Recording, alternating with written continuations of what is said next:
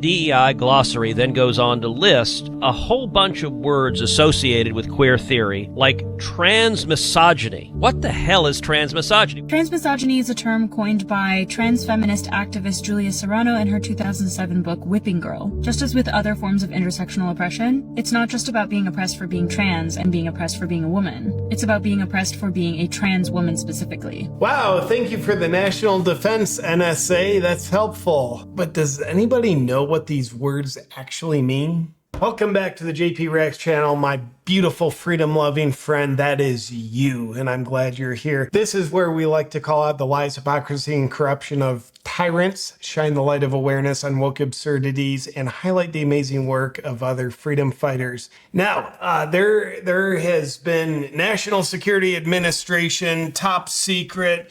You know, we're really doing it, guys. We're making a difference, defending against America, strategies implemented. How so? Is it like a secure border? Nope. Is it like increased intelligence to root out terrorists before they strike?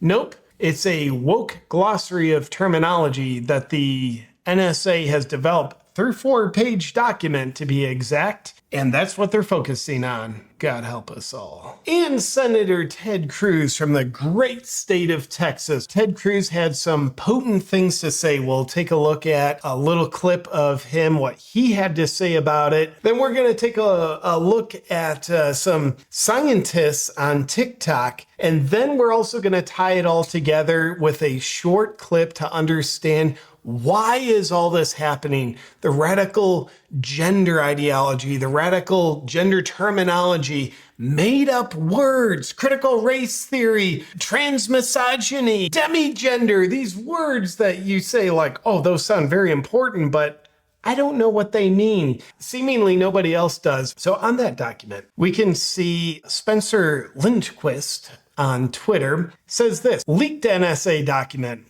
Is leaked. They didn't publish it. We just published a never-before-seen NSA Gov diversity glossary in my new exclusive investigation with the Daily Wire. Shout out to the Daily Wire for breaking this. It blames white Europeans for settler colonialism, attacks white fragility, and warns of transmisogyny. So taking a look at this scholarly work on national defense, we can see, well, first off, it's unclassified. You know, they didn't publish it, but they, also didn't release it, but it was leaked. Kind of embarrassing to them.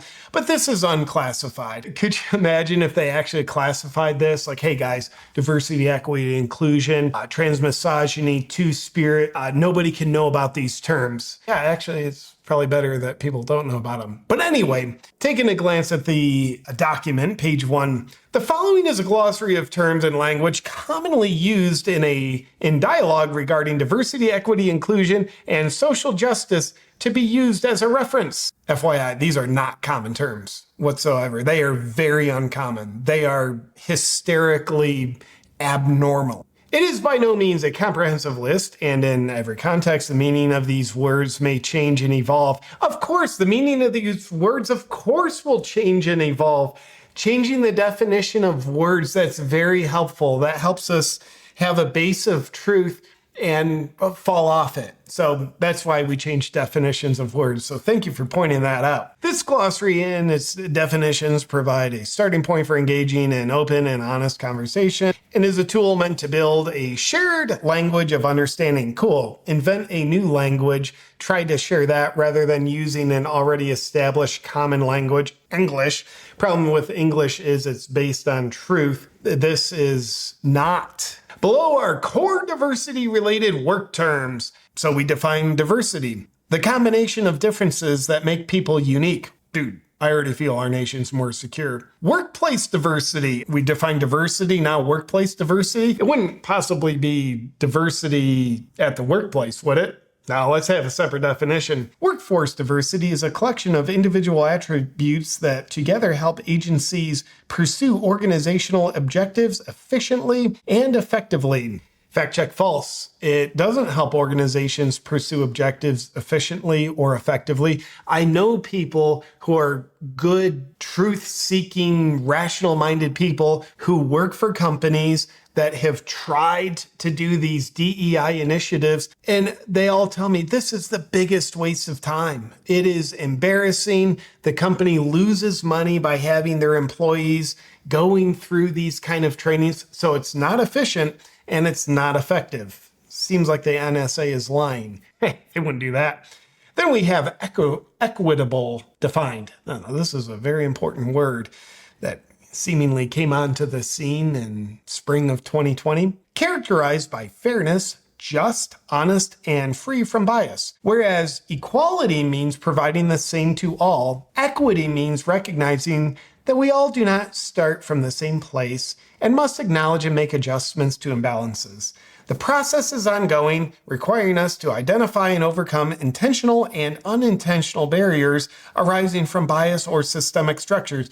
Cool, just to be clear, what equality basically means is equal opportunity. Wonderful. The more self-responsibility you have, the more you apply yourself, seemingly the further you get. But equity, much different. We're talking equity is equal outcomes. What if I work harder? Doesn't matter. Why is everybody all have the same stuff in communism? Because we do equity, but for now we're calling it equity, not communism. We're afraid to use the term of the thing that we're actually doing. Let's go on. Inclusion or inclusion culture. I'm on the edge of my seat. I can't wait. Refers to a culture that connects each employee to the organization, encourages collaboration, flexibility, and fairness. Use these words or get the f*** out. You're fired. That's inclusion, ladies and gentlemen. And leverages diversity throughout the organization so that all employees are able to participate and contribute to their full potential. And just rounding it out on this thing that's just painstaking to look at, ableism. You can see right here. All right. Just thoughts and discriminatory actions based on differences in physical, mental, and or emotional ability. Cool. So if you function as yourself based on your abilities versus functioning as someone else with their abilities, if you achieve more than them, that's ableism, and it's not right. Let's take a look in the comment sections on this Twitter post with the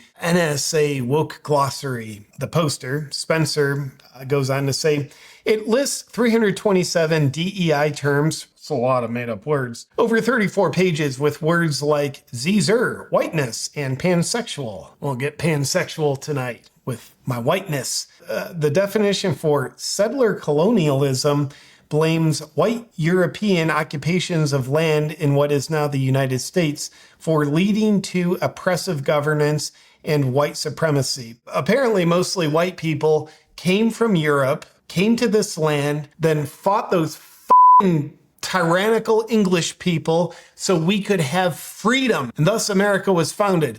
So the NSA, a three-letter agency in the US government, is being very un-American here. They're being anti-American. And I would dare say any aspect of the government being un-American is domestic terrorism. And I don't approve. And we have one commenter saying, WTF, Z and Zer? Well, he's not up to speed on his pronouns. Goody, more pronouns. Heaven knows there aren't enough of them. We do need some more. Username JP. That is a hell of a name. The institutions are failing. Amnesiac Jack kind of summarized it pretty well. All it really means is no more white people. They can lawyer it up with word salad all they want. Arms Kitten says, I know that I sleep the sleep of angels knowing that the NSA is there to protect us. Yeah.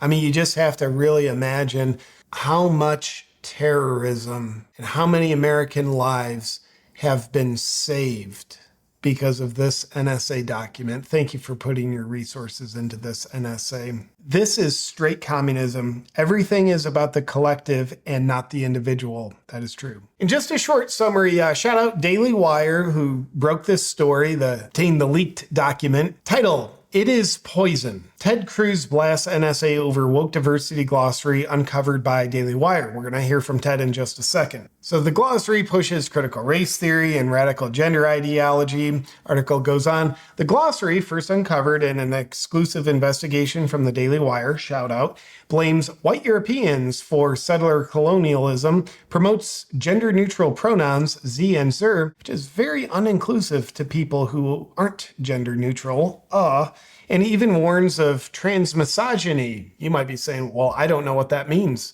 Well, I'll show you an expert telling you what that means in a second. This stuff is nonsense. It is garbage. It is poison. Do you know what it isn't? National security. Cruz said that, along with saying the document also defines terms like anti-racism, white fragility, demigender, and two-spirit. Again, we're going to get those words defined for you in just a moment. Cruz warned that the focus on woke ideology could pull attention and resources away from serious security concerns. You think? How come nobody at the NSA got signals intelligence on Hamas planning the biggest mass murder of Jews since the Holocaust on October 7th? Maybe because instead they were focused not only on critical race theory, but also queer theory. Amen. Why don't you do your jobs, guys? You and I pay the salaries of the NSA. We fund them. We funded them to ignore actual national security concerns and instead create this 1984 woke glossary. Here's a short audio clip from Ted Cruz giving a little bit of an overview and making potent points. He is a U.S. senator speaking out about this corrupt, woke, three-letter agency that is the NSA, and they're probably listening to your phone calls right now. The NSA, the National Security Administration, they prepared a 34-page glossary that they issued that directs employees to focus on diversity, equity, and inclusion. And it includes terms ranging from anti-racist to Z and Zer. It was published May 6th, 2022. It identifies itself as, quote, a glossary of terms and language commonly used in dialogue regarding diversity, equity, and inclusion and social justice. And it cites critical race theory advocates such as Robin DiAngelo and Ibram X. Kendi. They are both degenerates. By the way, just so you know, anytime you hear the term social justice, that's synonymous with destroy America. That's my synopsis over the past few years. Take it or leave it. We need more social justice. Why do you want to destroy America so bad?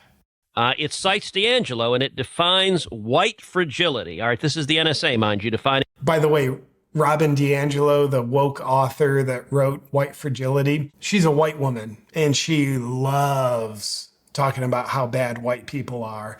White fragility is, quote, the state in which even a minimum amount of racial stress becomes intolerable, triggering a range of defensive moves in white people. It adds these behaviors function to reinstate white racial equilibrium. There's also a definition of whiteness. Now, you might think whiteness means someone being white. No, that would be too simplistic. According to the NSA, whiteness is, quote, a broad social construction that embraces the white culture, history, ideology, racialization, expressions, experiences, epistemology, emotions, and behavior, all in order to reap, quote, material, political, economic, and structural benefits for those socially deemed white. This stuff is nonsense. It is garbage. It is poison. And you know what it isn't? National security, which is what the NSA is supposed to be focusing on. Well, I'm not going to believe that just because Ted Cruz says it. Is the NSA supposed to be focusing on national security? I wanted to find out. So there's a 30-second clip from one of their garbage videos on the NSA's YouTube channel. Who would have thought they had one? Maybe the NSA was founded to push gender theories. Maybe Ted Cruz is wrong. So let's find out from the NSA themselves what they're supposed to be doing. Signals contain information about our adversaries that is vital to our national security. They can help us determine where our adversaries are located, what they are planning, and what kind of weapons they are using. America relies on NSA to collect and process foreign signals, understand them, and share them with U.S. officials and warfighters so that they can take action to keep our nation secure. Okay, taking action to keep our nation secure, focusing on our adversaries, knowing what they're up to, and defending against them. I guess Ted Cruz was right. They're supposed to be doing national security. By the way, like if you were a foreign adversary of the U.S. and you see a bunch of the U.S. government like huddled over here, like, guys, so transmisogyny is this, and do you know about white fragility? So we're focusing on that, and our adversaries are just walking by literally right into our country, probably pointing at us like, look at these morons. This is too easy. It's like taking candy from a baby. So as the government themselves is wasting time, resources, and I would dare say they actually have a nefarious plan with it, with the gender ideology stuff. The military's using it. Good-hearted service members. This stuff is forced down their throat. You know, top-down control, that's tyranny. Hey, Biden administration, we're doing gender hallucinations. A lot of them don't even know what the hell they're talking about. They don't know what they're implementing. And these made-up words, they don't know what the hell they mean, which is understandable because they're pretty meaningless. So I find it hilarious when someone in an official position that is pushing this stuff is asked questions. They don't know how to answer the questions because what they're pushing isn't based on truth, so they have no answers. It's pretty hilarious. So we're going to take a look at a clip of Congressman Matt Gaetz asking Air Force Academy Superintendent Lieutenant General Richard Clark questions as the Air Force is trying to implement these gender ideology terms, make this deadly military unit a place of safety and inclusion. And just a note, Lieutenant General Richard Clark, thank you for your service. This stuff is probably not his idea. He probably thinks it's stupid. I've talked to people who are active in the military. They think this stuff is stupid, but the chain of command and the way things work in the military, they have to just follow orders. So let's take a look at this clip showing that even someone implementing these policies into the U.S. Air Force doesn't know what the words mean that he's forcing on people. It's demigender. Sir, that's a term of the people that are eligible for that particular scholarship that is available to. It's a person who looks at their gender in a different way than I do, sir. Well, sure, that's all of these people. You're a cisgender man. You don't even get to apply. Well, do you know what demigender really means? I'm not really sure, sir. Right. So, do you know what demigender even means? I'm not really sure, sir. Do you know what agender means? All one word, not a space gender, but agender. Sir, I don't. Right. So here we are pushing a fellowship, calling for people that you don't even know what the words mean. And the number one group of people, the cisgender men, are excluded. In the name of diversity, equity, and inclusion, should we be pushing programs that we can't define that exclude the largest group of service members? Yeah, I love diversity, equity, and inclusion, how it works. In this 1984 reality, here's how diversity, equity, and inclusion works. Here's our narrative. Here's our made-up words, our made-up ideas, and you better go along with them. I'm not going to go along with them. Then get the out. We're excluding you from being here. Inclusivity at its finest. So the Lieutenant General didn't know what these words mean, even though he's being forced to force them on people. So let's take a look into the scientific indoctrination camp of TikTok so we can get some definitions of these 1984 words, starting with demigender. What's the difference? Paraboy versus demi-boy. Hey. People who identify as paragender feel as though their gender is made up of a dominant gender and a minor gender or genders. And people who identify as paraboy feel as though their dominant gender is male. Which, by the way, it doesn't mean their dominant gender is male. It means they feel it's male. I feel like it's July right now, even though it's November. I feel like it's July. That's my truth. While their minor gender could be any gender and genders, but their dominant is male. Versus people who identify as demi-boy, who feel as though part of their gender is male and the other part could be any or multiple genders. The only only difference between paraboy and demiboy is people who identify as paraboy know that their dominant gender is male. Exquisite. So if that doesn't clear everything up with a clear, concise definition, because words that made up that are based on meaninglessness and in fact made up with the intention of distracting people from truth, impeding truth, sometimes those words, they're kind of hard to define. It's kind of like asking someone, what is a woman? You know, that's obviously not a made up word, but when we make up a new meaning for it, we have a hard time defining the word because actually having a solid definition reveals the presence of truth or it reveals the lack of truth present. But very importantly, what does two-spirit mean?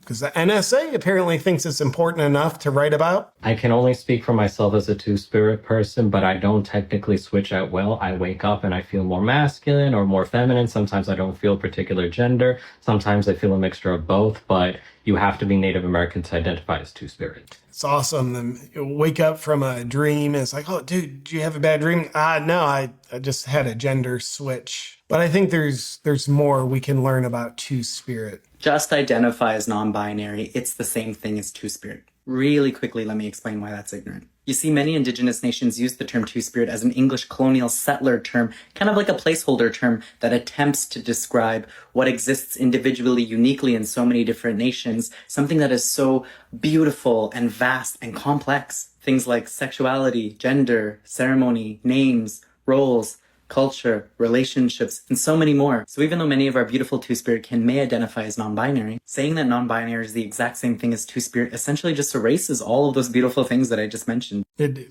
literally erases them. They are no longer in existence if you think non-binary and two-spirit are the same thing. Let's remember that two-spirit is spiritual. It's community-based and it's sacred.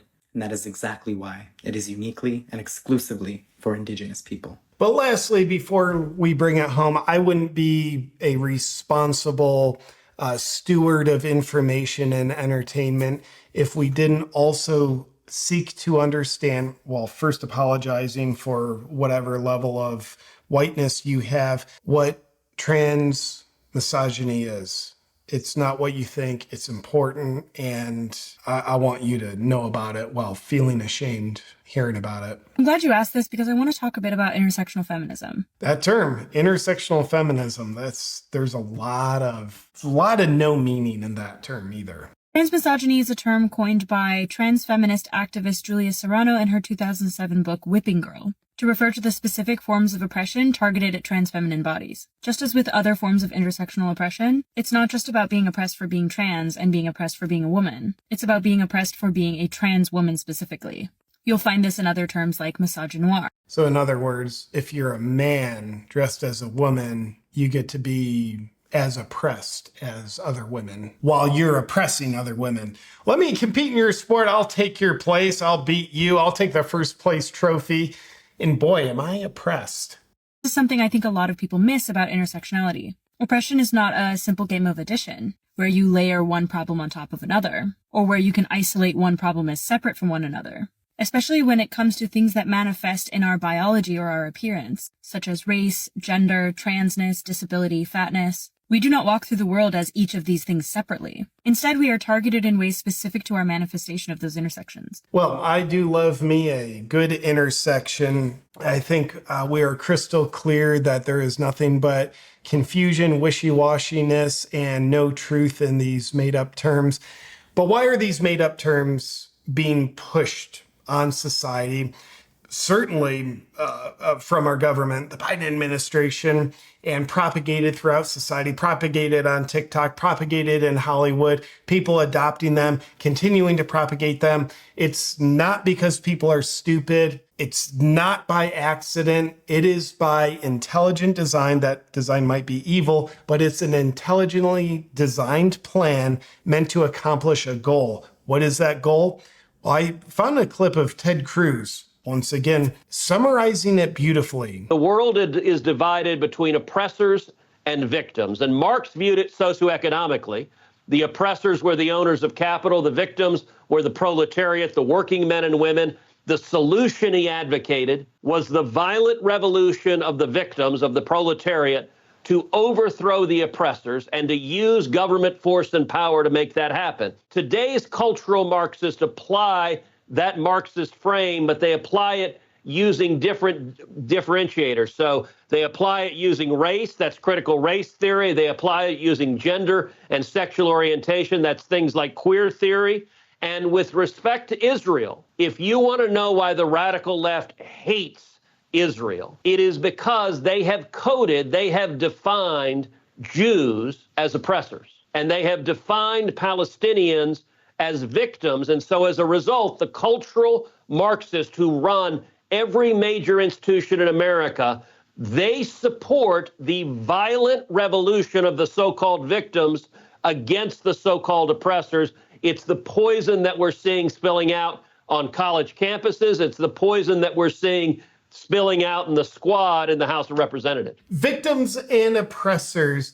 That is absolutely a strategy of Marxism, which is nothing more than a spearhead to slice open an otherwise beautiful free body nation to let communism infect in. So what are the Marxist strategies? We know, we got to disconnect people from God. We got to destroy objective truth. We need control. We also need to divide people. How we divide them is victims and oppressors. Does that mean we have to victimize people? No, it means you got to get people to victimize themselves, see themselves as victims, and therefore see someone else as an oppressor. That creates a divide, creates a little revolution. And if you're in the LGBTQIA plus 2 spirit community, almost by definition, you are being programmed to see yourself as a victim, and everybody else who's not in that community is an oppressor. The victim mentality that is running rampant in the US, that's a symptom. What's it a symptom of?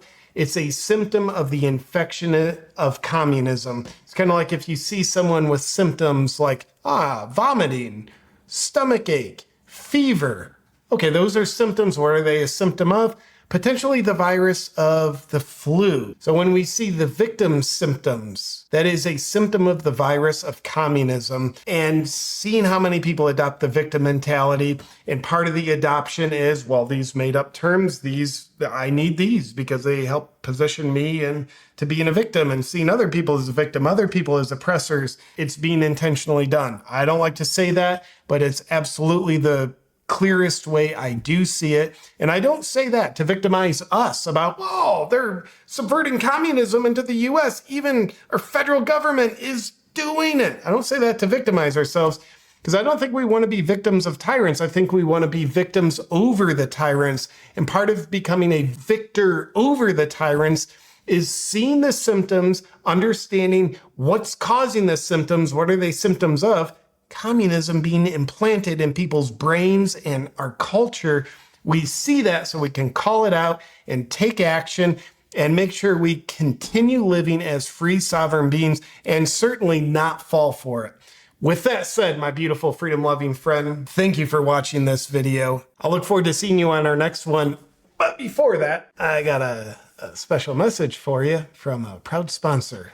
It's the holiday season, which means it's time for family stress, pain, and suffering. So how can you handle those crazy relatives of yours that still think we're in the first 15 days to slow the spread? Like when you get together and they try to inflict their hand of tyranny on you with their controlling safety protocols that are very scientific.